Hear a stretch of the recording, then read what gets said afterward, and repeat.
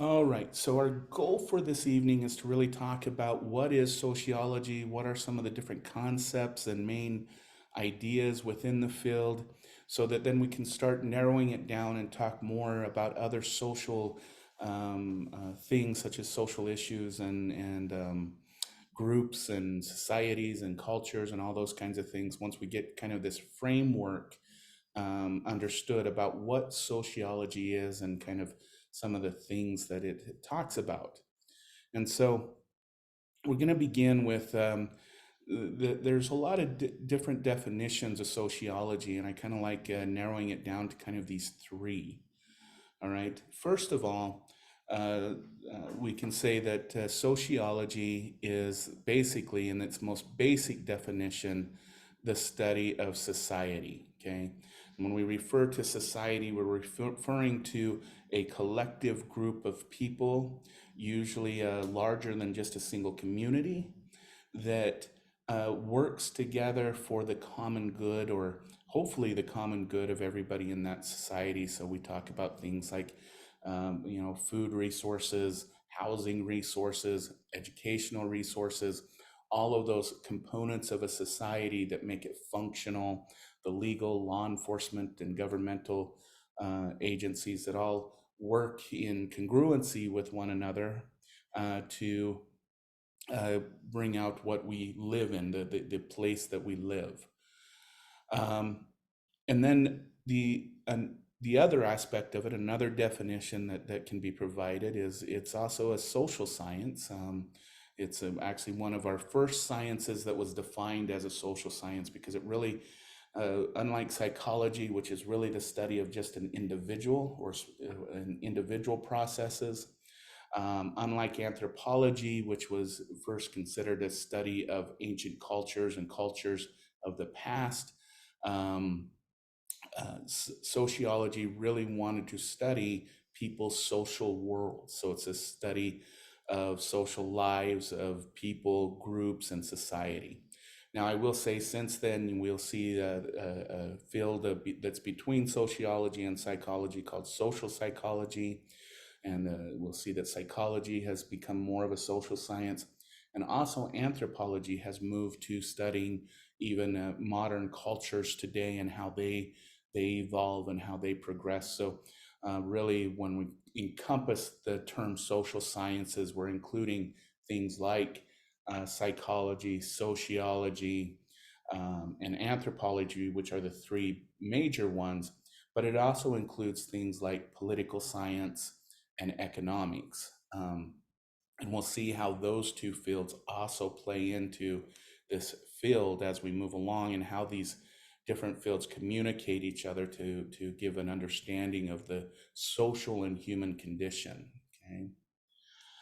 Um, Probably a third definition is it's a scientific study, and when we refer to scientific, we're just saying that there's a methodological protocol that is put in place in order to study a group or an aggregate of individuals that serves two purposes. One, to try and take out any of the biases and interpretation of any of the data that's collected, but two, something that can be replicated, something that can be, someone else can take that same protocol and apply it to a similar group or a different group to see if they have the same outcomes. And when we talk about social aggregations, we're talking anywhere from a family unit, a couple, to uh, societies and cultures and countries. So the entities through which, and when we talk about all these social aggregates, we're really talking about the entities through which humans move throughout their life. So we're talking about relationships, families on a smaller scale, but we move into social norms and community and city, state, and so on as we move through those, plus the systems that includes. So really, when we talk about sociology, it's really a study of groups and individuals and how they move through those and how they interpret those and how they develop through experience and life. Okay, and this is just the example that I alluded to earlier. As I said, anthropology is the overarching themes of how people live or lived. And when we look at sociology, we're looking at the function or the purpose of different social systems. And when we're looking at psychology, we're looking at individual behavior and mental processes. And so this is how these three sciences kind of work together. You will note that if you take a psychology 101, they borrow or collaborate with anthropologists and sociologists. Same with sociology. We all kind of work together to come up with our understanding of the human condition. Okay. So what I want to go into next is kind of going through some of the reoccurring themes that we see within any group whenever we talk, if we're talking about two friends, or we're talking about a governmental system, or we're talking about even larger than that within a culture or a society.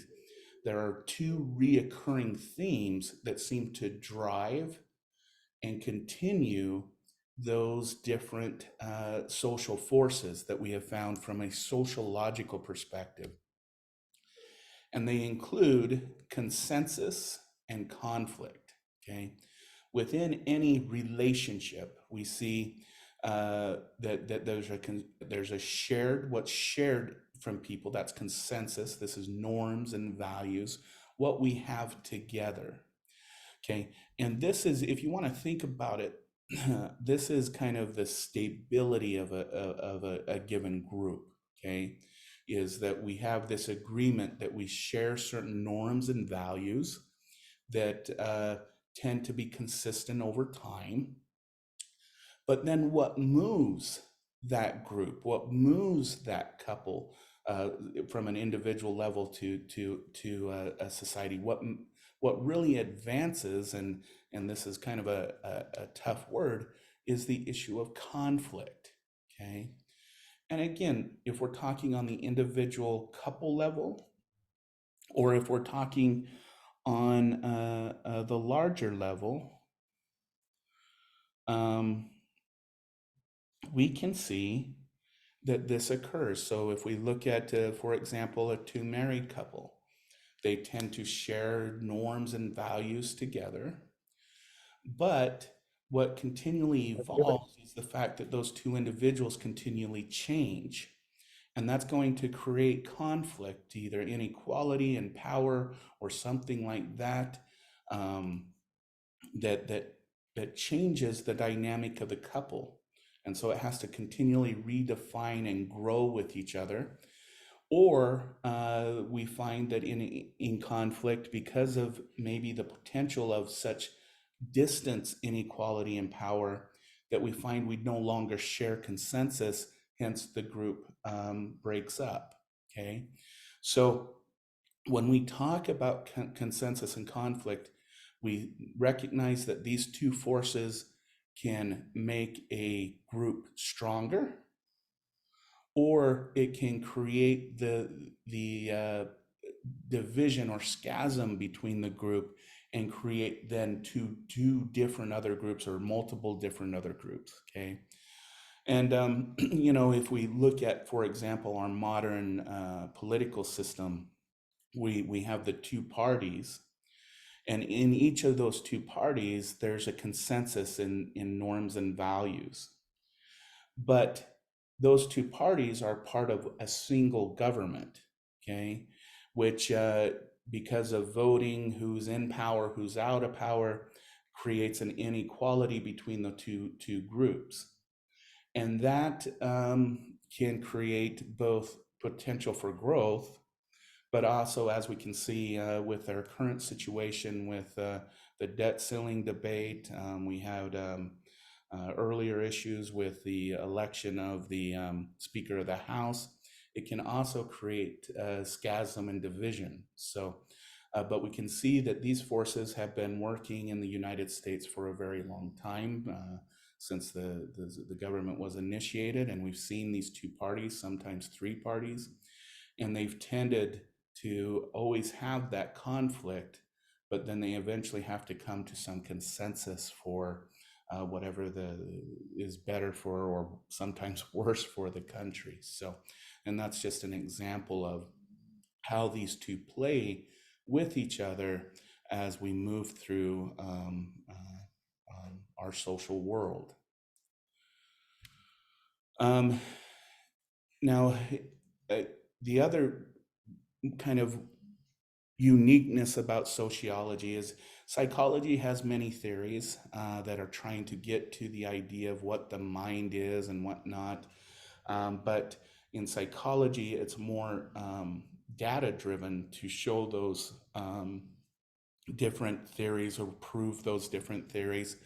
In anthropology, you would say that they're what we're consider atheoretical, because what they're doing is studying cultures. So you can't have a theory to study a culture, in a sense, and kind of a complicated thing to explain. In sociology, they use theory as an investigation tool. So they use different theories to investigate why things are going on within a certain group or a certain society. Okay. And to note, most of sociology's theories come from a Western perspective, which does have its own limitations, as we'll see. And this is where, again, the hopes of Psych 101 and Social 101 at colleges like ours is to get more individuals involved in this, other than the what we call the weird individuals in the world, which are tend to be the white privileged individuals that run kind of these theories. But we'll get more into that as we move along. But I want to go through these theories, and I encourage you to think about them as we move through them. So as I mentioned, it is founded on an Anglo-European perspective. Therefore, it's very Western in its notion. So it's kind of a reductionist model, as you would say, less holistic, less integration of the whole life. The challenge is going to be through these theories is whether these theories fit indigenous perspectives or differ. And there is no right or wrong answer in this, but this is kind of where the state of this particular science is. So what are the major theories that we'll go over in this class? There's really three major theories that can be set on a level of analysis. When we talk about level of analysis, it's in this middle column right here. And when we talk about macro level, what we're talking about is societal level. We're talking about top group level, about how societies kind of work within the system. When we get to the mid, we're looking at more at institutions, if you want to make this analogy. So macro would be, the United States as an example. A mid-level analysis would be schools, different education systems, and how they operate. And then on the micro level, this is more on the individual level, the one-to-one interaction between individuals, and how those micro interactions also influence the development of our social world and our culture. So it's kind of a two-way street. We know that the broader culture influences individual behaviors, but we also know that individual interactions also create and develop into culture and cultural norms. Okay. One theory is a structural functional theory, and what it tries to do is to see what each part of a society functions together to contribute to the whole. So what is the purpose of, for example, religion? What is the purpose of, say, the education system, government, law enforcement, of and all of those entities, and what do they contribute to, let's say, let's use an evolutionary term, towards the evolution of that given society, that given group, or the human race as a whole. So this looks really at the function of each individual. And when we talk about mid-level, we could look at even down to the family level, okay? Because in every society, we see, for example, the concept of mother and father. Where it becomes difficult is in each society, mothers and fathers play a different role. You know, in our society, in our traditional society, this is changing very much. And we'll talk about rapid change. You know, father traditionally, if we look at the nuclear family model, right? Father is the go breadwinner, and mother is the stay-at-home caregiver. And we still see many of that role here, but we know that things are changing, right? And we'll talk about that. But then when we go to other societies, so for example, there's a tribe in New Guinea where the woman is free to have sexual interactions with whoever she wants. There's no judgment. There's no nothing. And then when she has gets pregnant, the family, the either brother or sister, take on the fathering role. And then if we look at some Amazonian groups, we see that there's a concept of family where it's a belief that if you want a strong, smart child, you go have sex with the strongest man in the community, and you go have sex with the smartest man in the community, and then their essence goes into the child, and both individuals then claim paternity over the child, and so it has a multiple father perspective. So even with so we want to look at how does that structure, how does that function continue those given groups in comparison to other systems, for example, the system that is here in the United States, which we see is changing, as I mentioned before, and we'll get into.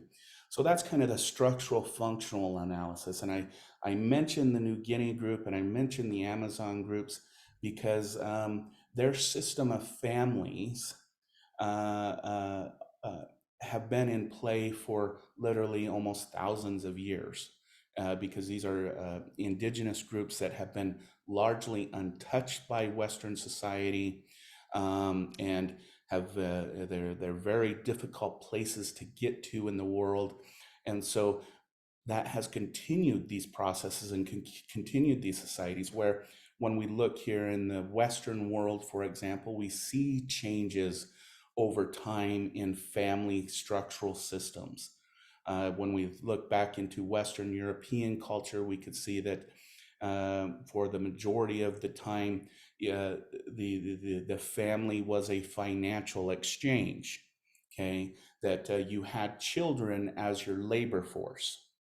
And that was true clear up to the can't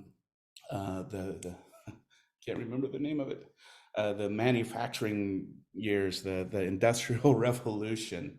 And so we can see with different societies, as they change, the structures within that society change. All right.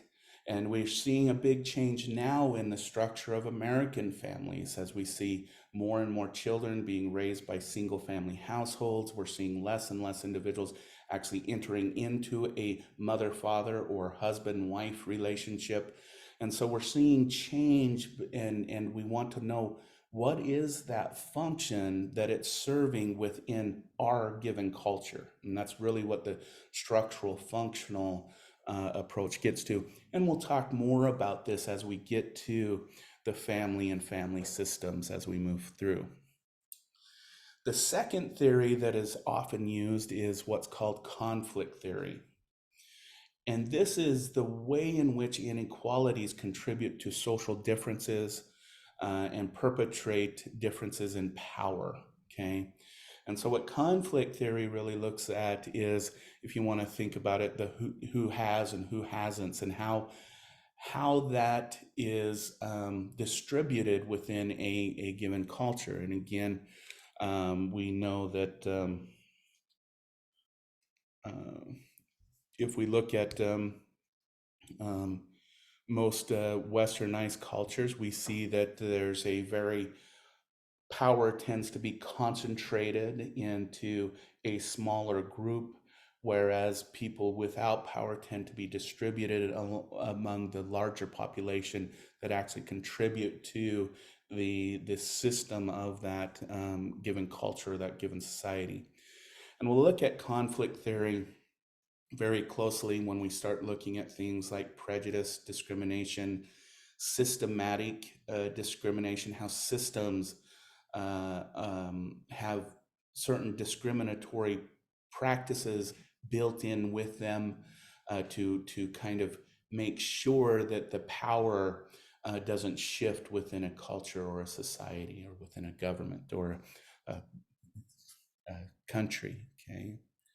So that's conflict theory, and we'll look at the major ones with this is we'll look at Karl Marx theory. We'll look at the feminist movement as two examples of two conflict type theorists and theories that really try to bring out balance, and we'll see how society has responded to those different systems of thought.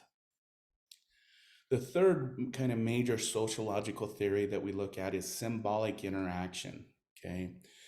And this is the one-to-one interaction and communication that maintains our culture and our society. These are the traditions we have. This is the religious ceremonies that we have. This is why, if we were here in a face-to-face classroom, a symbolic interaction would say, the instructor, kind of sits at the front of the classroom and the students kind of sit in their desks, and it sets up this interaction between us that maintain that social or cultural world that we live in, okay?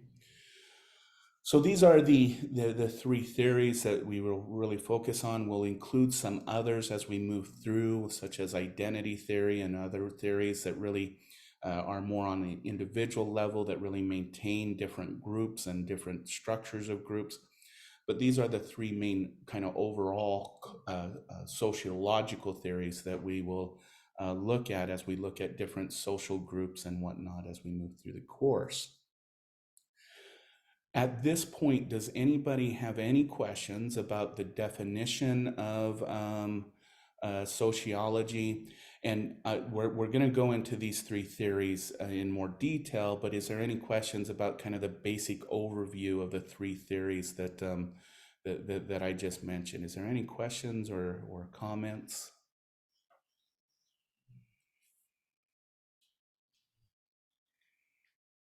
No, sir. Thank you. Thank you, Christopher and Claudia, too. All right.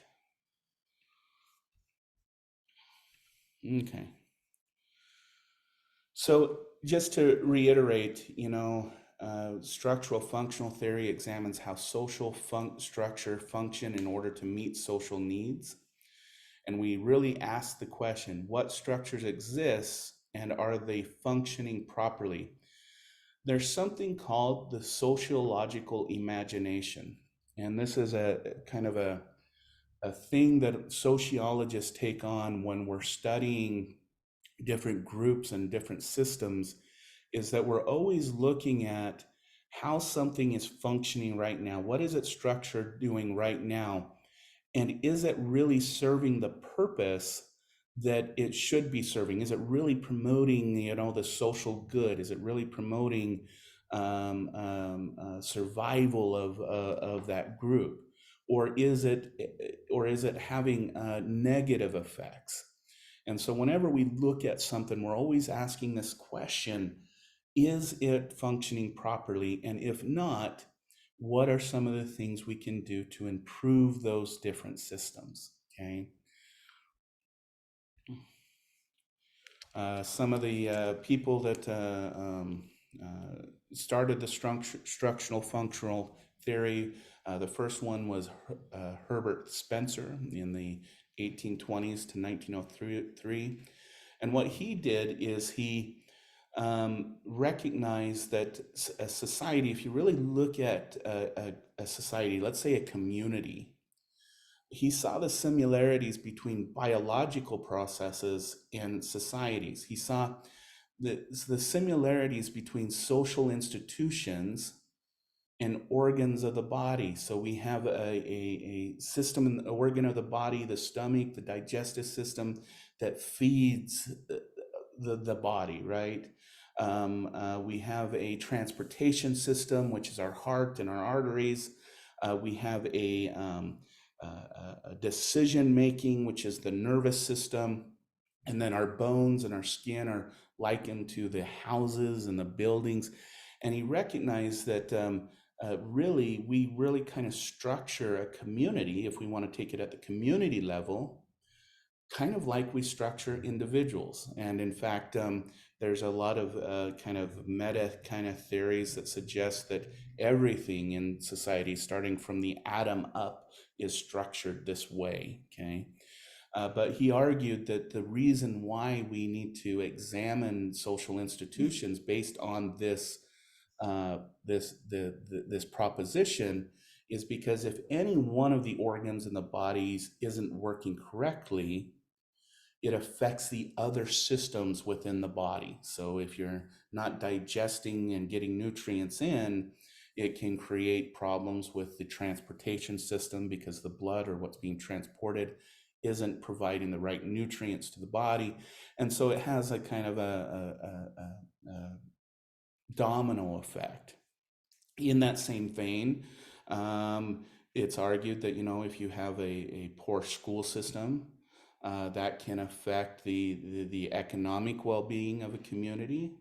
But also on that end, as this organ kind of thing is if you don't have a strong economy or a strong system, you can't have strong schools. And so it's an interplay between these different systems, just like the body.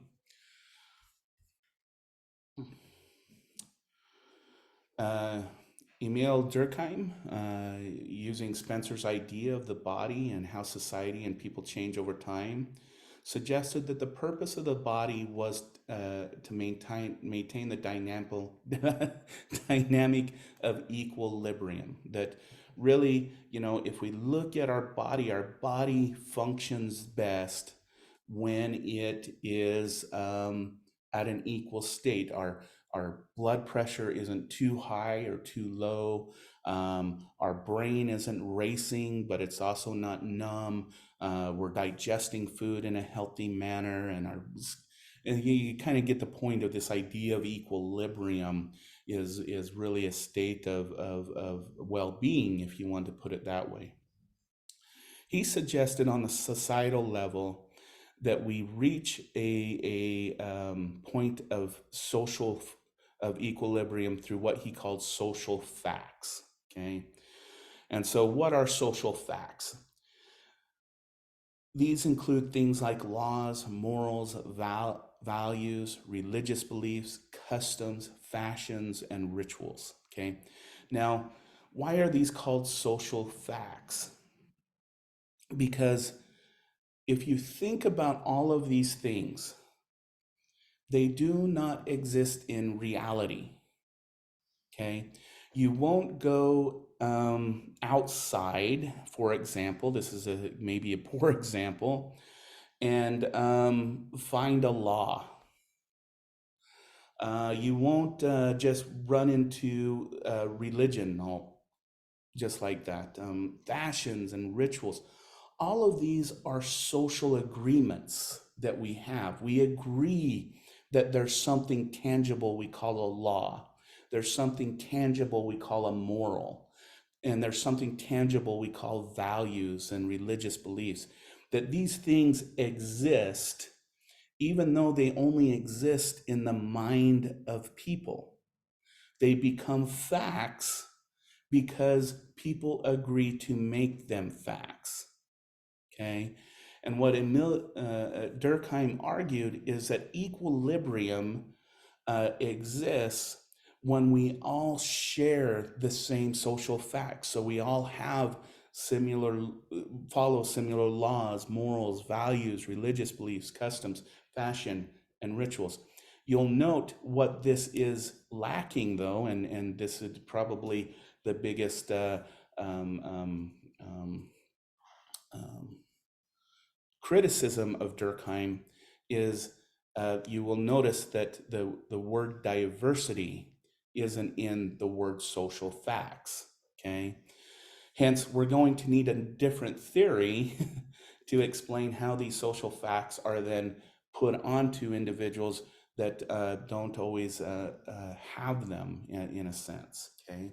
So, and why some societies have forced values and morals onto groups that were different. And, you know, probably the biggest example that we know of in Native American is the United States and boarding schools, right?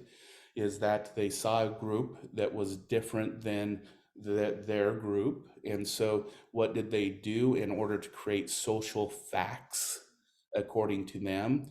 They force laws, morals, and even religious beliefs, customs, fashions, and rituals onto those individuals, onto individuals through education or through prophesizing, through churches and the like.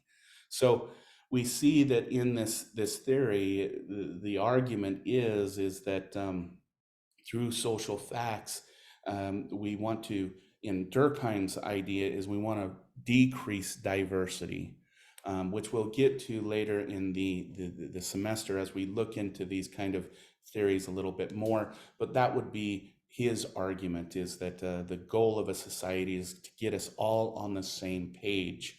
And that means there's really no room for diverse thought, okay?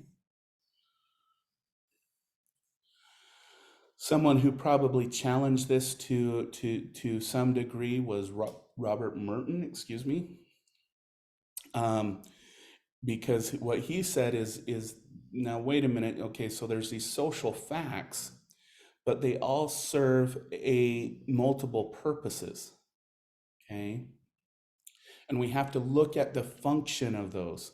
So with any given moral, any given law, any given system we have, there's a manifest function. That's a consequence of a social process that are sought or anticipated. So, for example, we could look at the war on drugs that started with in the early 1980s. I forget the president's name. Um, well, the war on drugs, the whole just say no movement, right? The manifest function was to decrease drug use, right? So that's what the goal was behind the war on drugs, okay? But there's also what we call a latent function and a dysfunction. Latent function is unsought consequences of a social process, okay? And dysfunction is some undesirable consequences of a social process. And again, if we look at the war on drugs, one of the latent functions is it created a large financial system in the exchange of trying to prevent drugs from coming into the country. And that system, if it was let go of, would put a lot of Americans in unemployment. It would stop a lot of trading that goes on and those kinds of things. And then the dysfunction, if we really analyze the war on drugs and undesirable social consequences, is it just didn't work. In fact, it increased the amount of drugs that were coming into the country and increase the use of drugs. And we'll get to this is an example. We'll get to why does that happen, because this is where we need to bring in the economists and economic psychology and economic sociology to explain why we ended up with this latent and dysfunctional processes on a thing that on the outset, the manifest was, hey, this is a good way or a way we want to slow or stop drug use here in the United States. So this is the argument of Merton, is that within any system, within any part, there will always be what we seek to get. There will always be unsought consequences, whether positive or negative. And with any social process, there will always be some undesirable social consequence. And the question becomes, does the undesirable consequences outweigh or the manifest or any positive latent functions? And so that's kind of the analysis that we would do on a structural functional level when we're looking at whether or not a system is working or not, is we look at these three levels of analysis and go, okay, was the war on drugs worth it? And we'd look at each level of analysis and come to some conclusion, which we will do when we get to this discussion later in the course. All right, so that's structural functional theories. You can kind of see some of the problems with it because there's always this kind of movement towards homogenizing a given group to have the same beliefs. But then there's this other thing that says in that process, you're always going to have both positive and negative consequences, no matter of how that's going to be implemented. There's always going to be, as you would say, winners and losers. And the like, okay? So the next theory that then comes into play is what we know as conflict theory, okay? And the basic kind of overarching idea behind conflict theory is that we live in a world that has limited resources, okay? There's not unlimited resources in our world. We can see this right now with things like gas prices, the prices of eggs right now. We can see that the United States doesn't have unlimited borrowing power because of the current debt ceiling issue. We're always dealing with limited resources, okay? And as a human population grow, it creates competition for these resources, okay? This competition then creates what we call the class systems of those who have, okay, those who produce, and those who do not have. So if we want to think about this on this level, this is the corporations, the CEOs, the business owners, the people in governmental power. This is the people who are on the bottom lines. This is anywhere from the engineer engineering a plan for something down to the service individuals at our local McDonald's or grocery stores, and those, they're the ones who are producing. And then at this last level, we have individuals who unemployed, are homeless, and the like. And within any competitive system, because we have this competition, we see this kind of class system being produced. And when we do look at the difference between what's called egalitarian systems versus non-egalitarian. Egalitarian meaning equal. Everyone shares the same amount. Everyone shares among the community. Non-egalitarian is this competition system. And we note that egalitarian systems tend to be smaller. They tend to be small in size. And resources outweigh or outproduce the individuals that are within that given society. However, when population increases, and pressures for resources increase, we see non-egalitarian systems develop that have these three characteristics of those who have, those who produce, and those who don't have. Okay. From that, we recognize from this system that social institutions are a reflection of this competition. Okay. We recognize that while we do have, things like social services systems that try to help those who do not have, we try to create different ways of trying to help people within a given society. When we really look at the social institutions that are developed, they reinforce this different class system. Okay. And we can look at that in funding for education as an example, to where there's a systematic discrimination that goes on based on where a school is located, because most schools are funded based upon property tax. And so if you live and these are based on laws and rules that our lawmakers make that have based this. And so if you live in a high wealth area where land value is high, your school is going to have more resources. Whereas if you live in a poor community or a low income community, the land value is going to be lower, and so that school is going to have less resources. And so we see this, and we'll have many other examples beyond education about how institutions tend to reflect the competition and maintain this social class structure of, again, those who have, those who produce, and those who do not have. And conflict theory as a theory, its goal is to highlight the issues of power and power dynamics. The goal of conflict theory is to look at these processes and challenge them and say, no, it shouldn't be this way.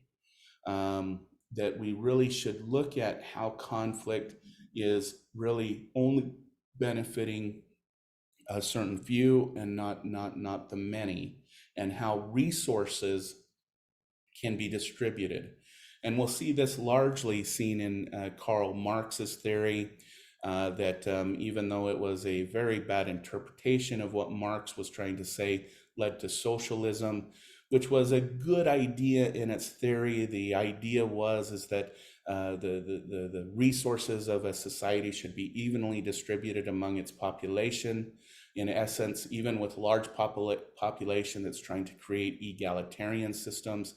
The issue is that if you centralize resources, such as they do in socialism, the issue is that power corrupts. And so those entities that are receiving the resources don't necessarily evenly distribute the resources fairly within that given system of government. And so while socialism on a theoretical level sounds really good, on a practice level, it has its issues because it still has one centralized power that then is supposed to distribute that. And again, power corrupts. And that's why a lot of these types of systems fell, not on the theoretical level, but on the human level. Okay. All right. And as I mentioned, and we'll get through, let's get through Karl Marx, and then I'll ask if there's any questions on these first two theories, and then we'll get to symbolic interaction maybe on next Tuesday. So he was one of the first modern philosophers who objectively categorized social classes.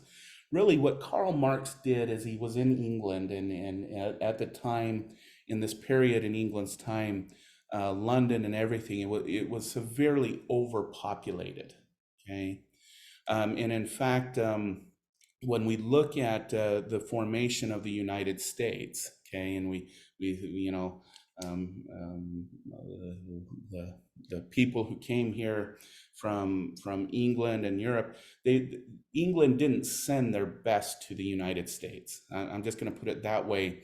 They saw the United States as a way to reduce their population and get rid of those who they felt were deficient and not productive for the crown. So they sent, the original people here in the United States that came from the Europeans were not the best of the best. They were criminals. They were people who couldn't hold jobs. They were indentured servants. They were, but that was one of the ways that England used to reduce their overpopulation. But even during Karl Marx's period, it was still being an overpopulated area. If you know anything about England, it's kind of an island. It's not very large as you would compare to, say, the United States or any other larger country. And so he saw, though, that he went into the barrios, the low-income places, and he saw people being taken advantage of. He saw wealthier, more well-to-do people coming in and having people work 16, 20 hours a day for pennies a week. He noticed that there were people who were even being abused in order to serve a larger, smaller class of people. And he recognized that there was just this big exploitation of the lower class. And he analyzed this. And this is kind of where he came up with his theory that parts of what a person produces in a society, they should get back. And that there should be a more equitable distribution of resources, that power shouldn't go. And this is kind of the conflict with Karl Marx when it translates into communism and everything else, is he actually suggested that it's really that, the power should let go of that, and that distribution and fairness of distribution should occur within the classes. And what did this do in England? Well, we see that they're one of the first that started a minimum wage. They're one of the first that started social welfare programs and those types of things. And then his theory was kind of usurped into the socialist and the communist movements, which we will get into a little bit later in the semester.